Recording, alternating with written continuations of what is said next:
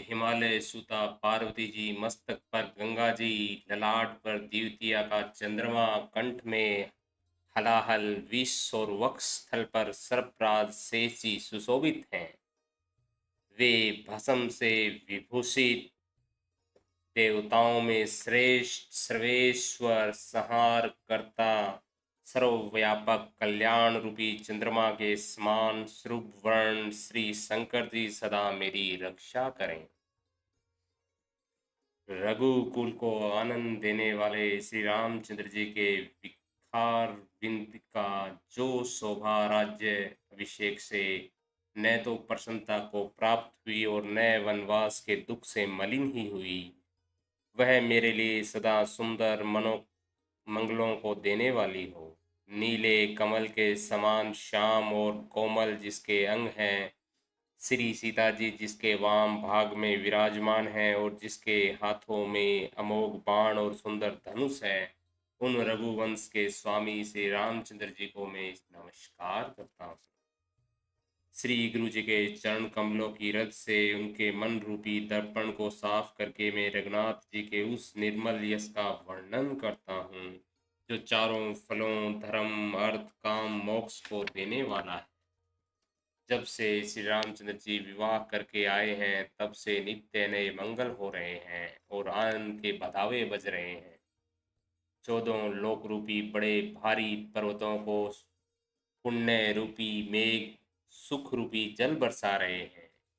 रिद्धि सिद्धि और संपत्ति रूपी सुहावनी नदियां उमड़ उमड़ कर अयोध्या रूपी समुद्र में आ मिली है। नगर के स्त्री पुरुष अच्छी जाति के मणियों के समूह हैं, जो सब प्रकार से पवित्र अमूल्य और सुंदर हैं। नगर का ऐश्वर्य कुछ कहा नहीं जाता, ऐसा जान पड़ता है मानो ब्रह्मा जी की कारीगरी बस इतनी ही है। सब नगरवासी श्री चंद्रमा के मुख चंद्र को देखकर सब प्रकार से सुखी हैं।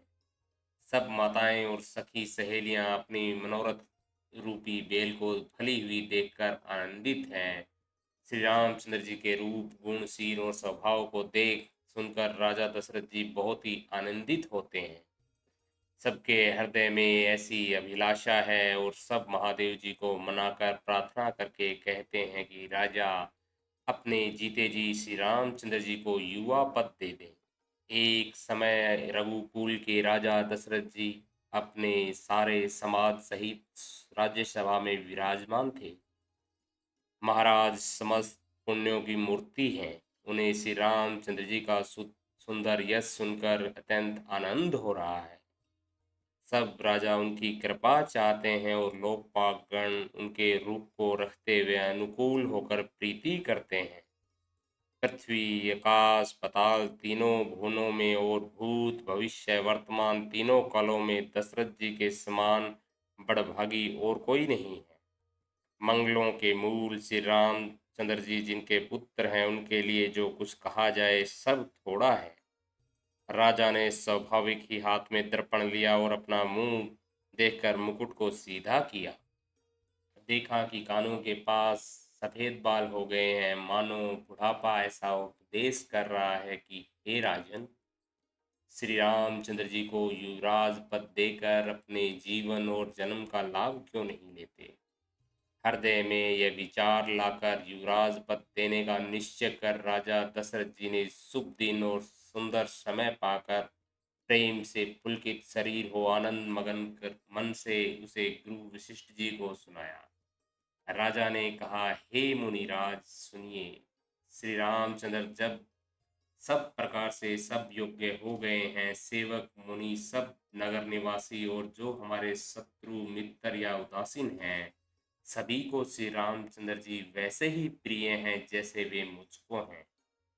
आपका आशीर्वाद ही मानो शरीर धारण करके शोभित हो रहा है। हे स्वामी, सारे ब्राह्मण परिवार सहित आपके ही समान उन पर स्नेह करते हैं। जो लोग गुरु के चरणों की रज को मस्तक पर धारण करते हैं, वे मानो समस्त ऐश्वर्य को अपने वंश में कर लेते हैं। इसका अनुभव मेरे समान दूसरे किसी ने नहीं किया। आपकी पवित्र चरण रज की पूजा करके मैंने सब कुछ पा लिया। अब मेरे मन में एक ही अभिलाषा है, हे नाथ, आप ही, वह भी आप ही के अनुग्रह से पूरी होगी।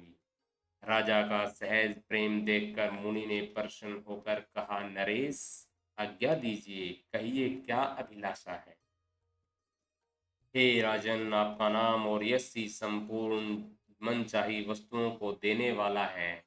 वे राजाओं के मुकुट मुनि आपके मन की अभिलाषा फल का अनुगमन करती है, अर्थात आपके इच्छा देने से पहले ही फल उत्पन्न हो जाता है। उसमें जी में गुरुजी को सब प्रकार से प्रसन्न जानकर हर्षित होकर राजा कोमल वाणी से बोले, हे नाथ, श्री रामचंद्र जी को युवराज कीजिए, कृपा करके कहिए, आज्ञा दीजिए, जो तो तैयारी की जाए। मेरे जीते जी यह आनंद उत्सव हो जाए, सब लोग अपने नेत्रों का लाभ प्राप्त करें। प्रभु, आपके प्रसाद से शिव जी ने सब कुछ निभा दिया, सब इच्छाएं पूर्ण कर दी, केवल यही एक लालसा मन में रह गई है।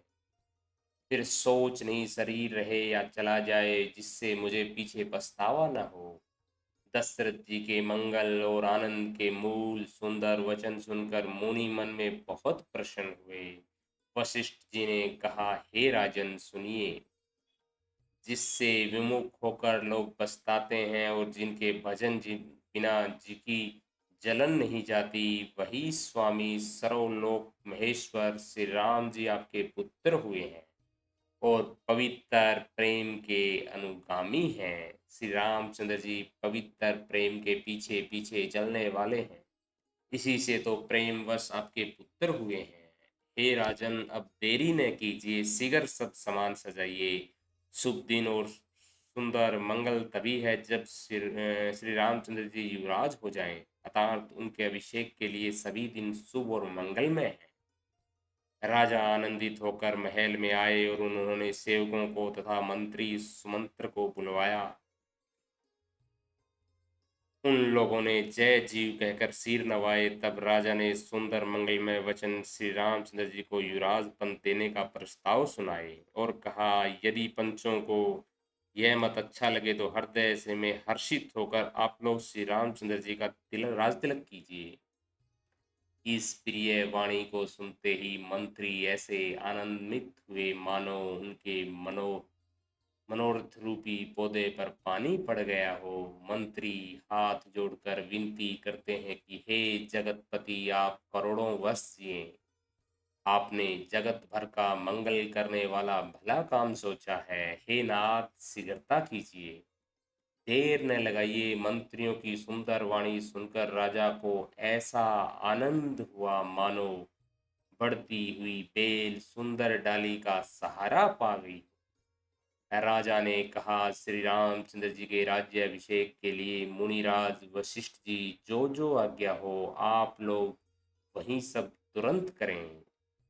मुनिराज ने हर्षित होकर कोमल वाणी से कहा कि संपूर्ण श्रेष्ठ तीर्थों का जल ले आओ।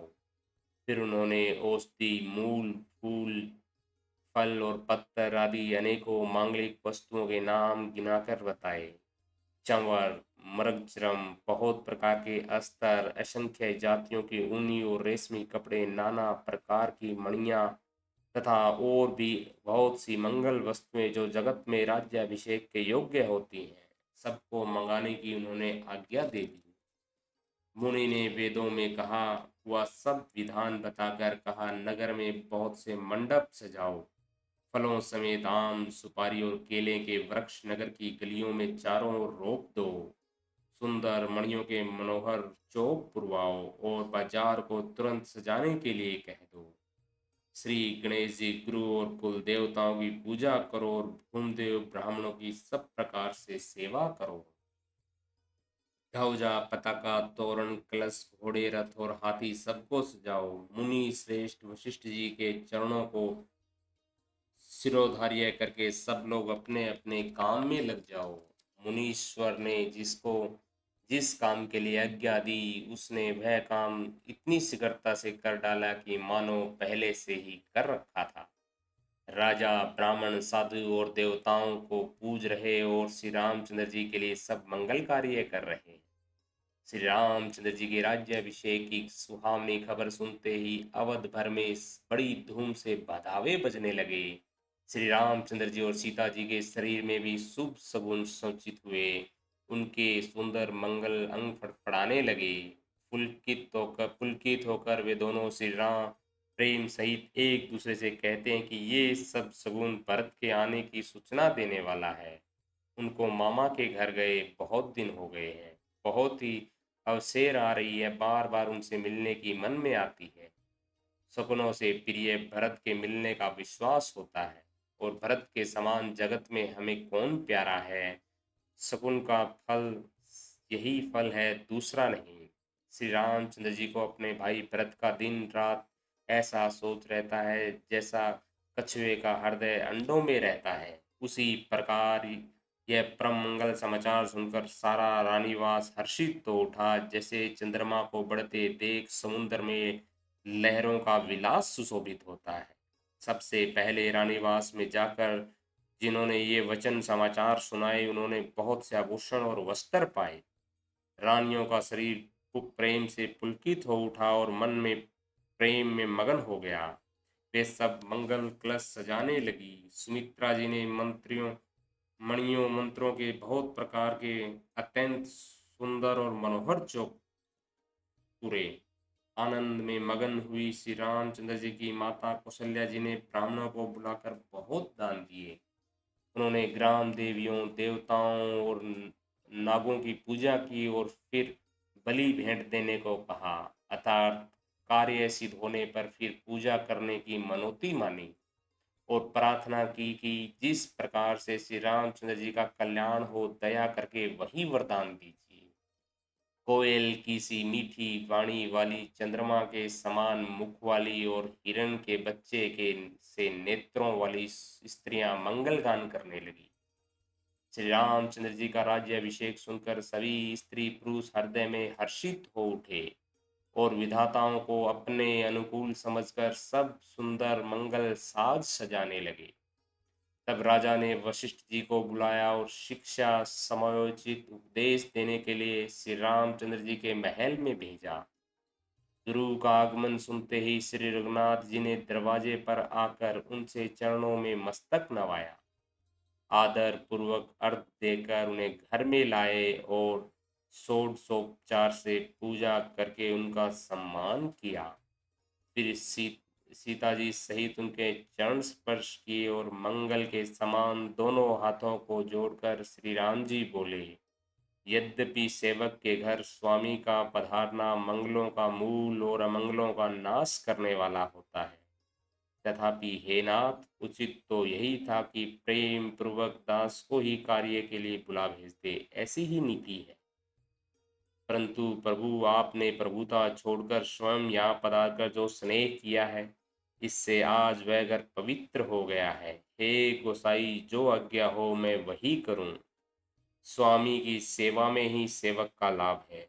प्रेम में सने हुए वचनों को सुनकर मुनि वशिष्ठ जी ने श्री रघुनाथ जी की प्रशंसा करते हुए कहा कि हे राम, भला आप ऐसा क्यों क्यों न कहें। आप सूर्यवंश के भूषण जो हैं। श्री रामचंद्र जी के गुणशील और स्वभाव का बखान कर मुनिराज प्रेम से पुलकित होकर बोले, हे श्री रामचंद्र जी, राजा दशरथ जी ने राज्याभिषेक की तैयारी की है। वे आपको युवराज पद देना चाहते हैं। इसलिए हे राम जी, आज आप उपवास, हवन आदि विधि पूर्वक सब संयम कीजिए, जिससे विधाता कुशलता पूर्वक इस काम को निभा दें। गुरुजी शिक्षा देकर राजा दशरथ जी के पास चले गए। श्री रामचंद्र जी के हृदय में यह बात का खेद हुआ कि अब सब भाई एक ही साथ जन्मे। खाना सोना, लड़कपन के खेल कूद, कंछेदन, यज्ञोपवीत और विवाह आदि उत्सव सब साथ साथ हुए। पर इस निर्मल वंश में यही एक अनुचित बात हो रही है कि और सब भाइयों को छोड़कर राज्याभिषेक एक बड़े का ही, मेरा ही होता है। तुलसीदास जी कहते हैं कि प्रभु श्री रामचंद्र जी का यह सुंदर प्रेम पूर्वक पछतावा भक्तों के मन की कुटिलता को हरण करे। उसी समय प्रेम और आनंद में मगन लक्ष्मण जी आए। रघुकुल रूपी कुमुद के खिलाने वाले चंद्रमा श्री रामचंद्र जी ने प्रिय वचन कहकर उनका सम्मान किया। बहुत प्रकार के बाजे बज रहे हैं, नगर में अतिशय आनंद का वर्णन नहीं हो सकता। सब लोग भरत जी का आगमन कर रहे हैं और कह रहे हैं कि वे भी शीघ्र आवे और राज्याभिषेक का उत्सव देखकर नेत्रों का फल प्राप्त करें। बाजार, रास्ते, घर, गली और चबूतरों पर जहां तहां पुरुष और स्त्री आपस में यही कहते हैं कि कल वह शुभ लगन कितने समय है जब विधाता हमारी अभिलाषा पूरी करेंगे। जब सीता सहित श्री रामचंद्र जी सूरन के सिंहासन पर विराजेंगे तो हमारा मनचित होगा, मन कामना पूरी होगी। इधर तो सब यह कह रहे हैं कि कल कब होगा, उधर कुचक्री देवता विघन मना रहे हैं। उन्हें देवताओं को अवध के बधावे नहीं सुनाते। जैसे चोर को चांदनी रात नहीं भाती, सरस्वती जी को बुलाकर देवता विनय कर रहे हैं कि बार बार उनके पैरों को पकड़कर उन पर गिरते हैं। वे कहते हैं, हे माता, हमारे बड़ी विपदाओं को देखकर आज वही कीजिए जिससे श्री रामचंद्र जी राज्य त्याग कर वन को चले जाएं और देवताओं का सब कार्य सिद्ध हो। देवताओं की विनती सुनकर सरस्वती जी खड़ी खड़ी पछता रही हैं कि मैं कमल वन के लिए हेमंत ऋतु की रात हुई। उन्हें सब प्रकार पछताते देखकर देवता फिर विनय करके कहने लगे, हे माता, इसमें आपको जरा भी दोष नहीं लगेगा। श्री रघुनाथ जी विषाद और हर्ष से रहित हैं। आप तो श्री रामचंद्र जी के सब प्रभाव को जानती ही हैं। जीव आपके अपने कर्मवश ही सुख दुख का भागी होता है। अतएव देवताओं के हित के लिए आप अयोध्या जाइए। बार बार चरण पकड़कर देवताओं ने सरस्वती जी को संकोच में डाल दिया।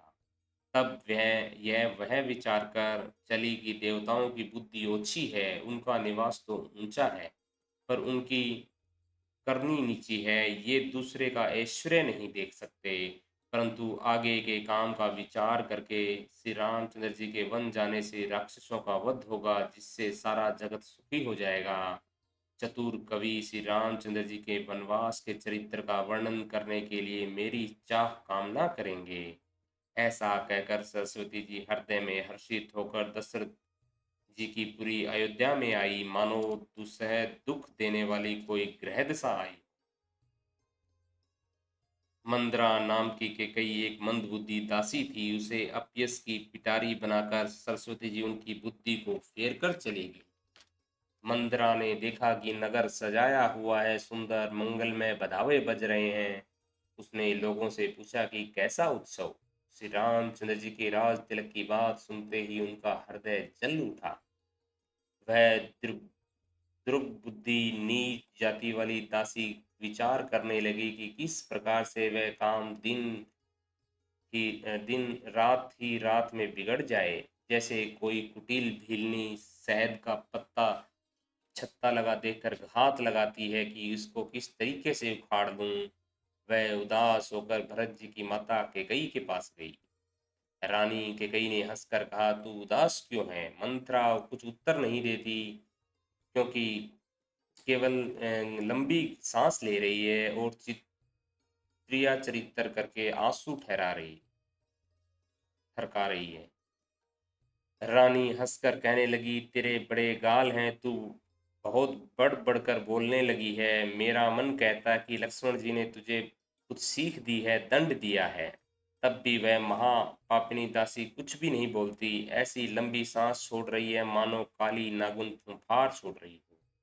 तब रानी ने डर कर कहा, अरे कहती क्यों नहीं, श्री रामचंद्र, राजा लक्ष्मण, भरत और शत्रुघ्न कुशल से तो हैं। यह सुनकर कुबरी मंथरा ने हृदय में बहुत ही पीड़ा हुई। वह कहने लगी, हे माई, हमें कोई क्यों सीख देगा। मैं किसका बल पाकर गाल करूंगी, बड़े बड़े बोल बोलूंगी। श्री रामचंद्र जी को छोड़कर आज और किसकी कुशल है, उन्हें राजा युवराज पद दे रहे। आज कौशल्या को विधाता बहुत ही दाहिने अनुकूल हुए हैं। यह सुनकर उनके हृदय में हर्ष समाता नहीं। तुम स्वयं जाकर सब शोभा क्यों नहीं देख लेती, जिसे देखकर मेरे मन में शोभ हुआ है। तुम्हारा पुत्र प्रदेश में है, तुम्हें कुछ सोच नहीं है। जानती हो स्वामी हमारे वश में है, तुम्हें तो तोषक पलंग पर पड़े पड़े नींद लेना ही प्यारा लगता है। राजा की कपटी कपट भरी चतुराई तुम्हें दिखाई नहीं देती। मंत्रा के प्रिय वचन सुनकर किंतु उनको अपनी मेली जानकर रानी झुककर डांट कर बोली, बस अब चुप रह, घर फोड़ी कहीं की। जो फिर कभी तूने ऐसा कहा तेरी जीभ पकड़ कर निकलवा लूंगी। कानों, लंगड़ों, कुबड़ों को कुटिल और कुचाली जानना चाहिए, उनमें भी स्त्री और खासकर दासी। इतना कहकर भरत जी की माता के कई मुस्कुरा दी और फिर बोली, हे प्रिय वचन कहने वाली मंत्रा, मैंने तुमको यह सीख दी है, शिक्षा के लिए इतनी बात कही है। तुझ पर सौपन में भी क्रोध नहीं। सुंदर मंगलदायक शुभ दिन वही होगा जिस दिन तेरा कहना सत्य होगा, तात श्री राम जी का राज्य तिलक होगा। बड़ा भाई स्वामी और छोटा भाई सेवक होता है, वह सूर्य वंश की सुहावनी रीति है। यदि सचमुच कल ही श्री राम का राज तिलक है तो हे सखी, तेरे मन में अच्छी लगे वही वस्तु मांग लो, मैं वही दे दूंगी। राम को सहज स्वभाव से सब माताएं कौशल्या के समान ही प्यारी हैं। मुझ पर तो विशेष प्रेम करते हैं, मैंने उनकी प्रीति की परीक्षा करके देख ली है। जो विधाता कृपा करके जन्म दे दें, यह भी दे कि श्री रामचंद्र पुत्र और सीता बहू है। श्री राम मुझे प्राणों से भी अधिक प्रिय हैं। उनके तिलक से तुझे शोभ होगा। तुझे भक्त की सौगंध, छल कपट छोड़कर छोड़कर सच सच कहे, तू हर्ष के समय विषाद कर रही है, मुझको इसका कारण सुना। मंद्रा ने कहा, सारी आशाएं तो एक ही बार कहने में पूरी हो गई, अब तो दूसरी जीभ लगाकर कुछ कहूंगी। मेरा अभागा कपाल भी फोड़ने ही योग्य है, जो अच्छी बात कहने पर भी आपको दुख देता है, जो झूठी सच्ची बातें बनाकर कहते हैं, हे माई मैं ही तुम्हें प्रिय और कड़वी लगती हूँ। अब मैं गुस्साती मुंह देखी कहा करूंगी, नहीं तो दिन रात चुप रहा करूंगी। विधाता ने कुरूप बनाकर मुझे परवश बना दिया। दूसरे को क्या दोष, जो बोया सो काटती हूँ, दिया सो पाती हूँ। कोई भी राजा हो, हमारी क्या हानि है, दासी छोड़कर क्या अब मैं रानी होंगी। यथार्थ रानी से होने से, रानी तो होने से रही। हमारा स्वभाव तो जलाने ही योग्य है, क्योंकि हमारा हित, तुम्हारा हित मुझसे देखा नहीं जाता, इसलिए कुछ बात चलाई थी, किंतु हे देवी हमारी बड़ी भूल हुई, क्षमा करो। आधार रहित ऐशतर बुद्धि की स्त्री और देवताओं की माया के वश में होने के कारण रहस्य युक्त कपट भरे प्रिय वचनों को सुनकर रानी कैकेयी ने बेरिन बेरिन मंथरा को अपने सहृदय अहेतुक हित करने वाली जानकर उसका विश्वास कर लिया। बार बार रानी उससे आदर से पूछ रही है, मानो भीलनी के गान से हिरनी मोहित हो गई। जैसा भावी होनहार है वैसी ही बुद्धि भी रह गई। दासी अपना दांव लगा जानकर हर्षित हुई। तुम पूछती हो किंतु मैं कहते डरती हूँ, क्योंकि तुमने पहले ही मेरा नाम घर फोड़ी रख दिया। बहुत तरह से गढ़ छोलकर खूब विश्वास जमाकर तब वह अयोध्या की साढ़ साती शनि की 7.5 वर्ष की मंदरा रूपी मंथरा बोली, हे रानी, तुमने जो कहा कि मुझे राम सीताराम प्रिय है, आपको राम को तुम प्रिय हो, सो यह बात सच्ची है। परंतु यह बात पहले थी, वे दिन अब बीत गए हैं। समय फिर जाने पर मित्र भी शत्रु हो जाते हैं। सूर्य कमल के कुल का पालन करने वाला है, पर बिना जल के वही सूर्य उसको कमलों को जलाकर भस्म कर देता है। सोत कौशल्या तुम्हारी जड़ उखाड़ना चाहती है, अतः उपाय रूपी श्रेष्ठ बाढ़ घेरा लगाकर उसे ऋण दो, यानी उसे सुरक्षित कर लो। तुमको अपने सुहाग के झूठे बल पर कुछ भी सोच नहीं है। राजा को अपने वश में जानती हो, किंतु राजा मन के मेले और मुंह के मीठे हैं, उनका सीधा स्वभाव है, आप कपट चतुराई जानती ही नहीं। राम की माता कौशल्या अति चतुर और गंभीर है, उसकी था कोई नहीं जानता, उसने मौका पाकर अपनी बात मनवा ली। राजा ने जो भरत को ननिहाल भेज दिया, उसमें आप बस राम की माता की सलाह समझिए। कौशल्या समझती है कि सब सोते तो मेरी अच्छी तरह सेवा करती हैं, पर भरत की माँ पति के बल पर गर्वित रहती हैं, इसी से हे माई कौशल्या को तुम बहुत ही साल खटक रही हो। किंतु यह कपट करने में चतुर है, वह कपट करने में चतुर है, अतः उसके हृदय का भाव जानने में नहीं आता, वह उसे चतुरता से छिपाए रखती है। राजा का तुम पर विशेष प्रेम है, कौशल्या सोत के स्वभाव से उसे देख नहीं सकती, इसलिए उन्हें चाल रचाकर राजा को अपने वश करके भरत की अनुपस्थिति में राम के राज तिलक के लिए लगन निश्चय करा लिया। राम को तिलक हो यह वह कुल रघुकुल के उचित ही है और यह सभी को सुहाती है और मुझे तो बहुत ही अच्छी लगती है, परंतु मुझे तो आगे की बात विचार कर डर लगता है। देव उलटकर उसका फल उसी कौशल्या को दें। इस तरह करोड़ों कुटिलपनी बातें गढ़ छोलकर मंथरा ने कैकेयी को उल्टा सीधा समझा दिया और सैकड़ों सीतों की सोतों की कहानियां इस प्रकार बना बनाकर कही जिससे विरोध बढ़े। होनहारवश कैकेयी के मन में विश्वास हो गया। रानी फिर सौगंध दिलाकर पूछने लगी। मंत्रा बोली, क्या पूछती हो? अरे तुमने अब कुछ भी नहीं समझा। अपने भले बुरे को अथवा मित्र शत्रु को तो पशु भी पहचान लेते हैं। पूरा पखवाड़ा बीत गया, सामान रचते और तुमने खबर पाया है। आज मुझसे मैं तुम्हें तुम्हारे राज में खाती पहनती हूँ, इसलिए सच कहने में मुझे कोई दोष नहीं। यदि मैं कुछ बनाकर झूठ कहती होंगी तो विधाता मुझे दंड देगा। यदि कल राम को राज तिलक हो गया तो समझ रखना कि तुम्हारे लिए विधाता ने विपत्ति का बीज बो दिया। मैं यह बात लकीर खींचकर बलपूर्वक कहती हूँ, हे भामिनी, तुम तो अब दूध की मक्खी हो गई हो। जैसे दूध में पड़ी हुई मक्खी को लोग निकाल कर फेंक देते हैं, वैसे ही तुम्हें भी लोग घर से बाहर निकाल फेंकेंगे। जो पुत्र सहित कौशल्या की चाकरी बजाओगी तो घर में रह सकोगी, अन्यथा घर में रहने का दूसरा उपाय नहीं है।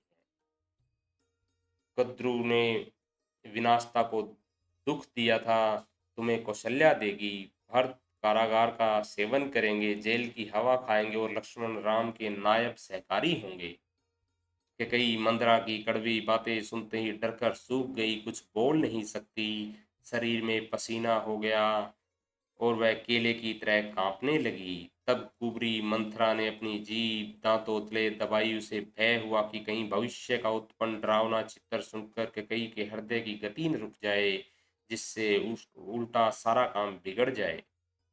फिर कपटी करोड़ों कहानियां कह कह कर उसने रानी को खूब समझाया कि धीरज रखो। कैकेयी या राज्य का भाग्य पलट गया, उसे कुचाली प्यारी लगने लगी। वह बगुली को हंसनी मानकर, वेरिन को हित मानकर उसकी सराहना करने लगी। कैकेयी ने कहा, मंथरा सुन, तेरी बात सत्य है। मेरी दाई आंख नित्य फड़का करती है। मैं प्रतिदिन रात को बुरे सौपन देखती हूँ, किंतु अपने अज्ञानवश तुझसे कहती नहीं।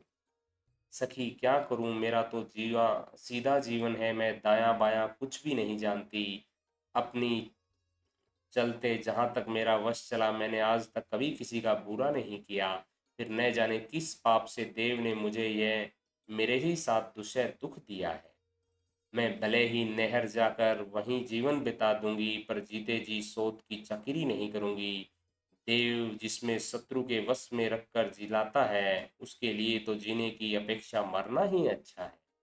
रानी ने बहुत प्रकार के दीन वचन कहे। उन्हें सुनकर कुबरी ने त्रिया चित्तर फैलाया। वह बोली, तुम मन में ग्लानि मानकर ऐसा क्यों कह रही हो? तुम्हारा सुख सुहाग दिन दिन दूना होगा। जिसने तुम्हारी बुराई चाही, वही परिणाम में वह बुराई रूपी फल पावेगी। हे स्वामिनी, मैंने जब से यह हुकूमत सुना है, तब से मुझे न दिन में भूख लगती न रात में नींद आती। मैंने ज्योतिषियों से पूछा तो उन्होंने रेखा खींचकर गणित करके अथवा निश्चय पूर्वक कहा कि भरत राजा होंगे। यह बात सत्य है। हे भामिनी, तुम करो तो मैं उपाय बताऊं। राजा तुम्हारी सेवा के वश में है। कैकेयी ने कहा, मैं तेरे कहने पे कुएं में गिर सकती हूँ, पुत्र और पति भी छोड़ सकती हूँ। जब तू मेरा भारी दुख देखकर कुछ कहती है तो भला मैं अपने हित के लिए ऐसा क्यों न करूंगी।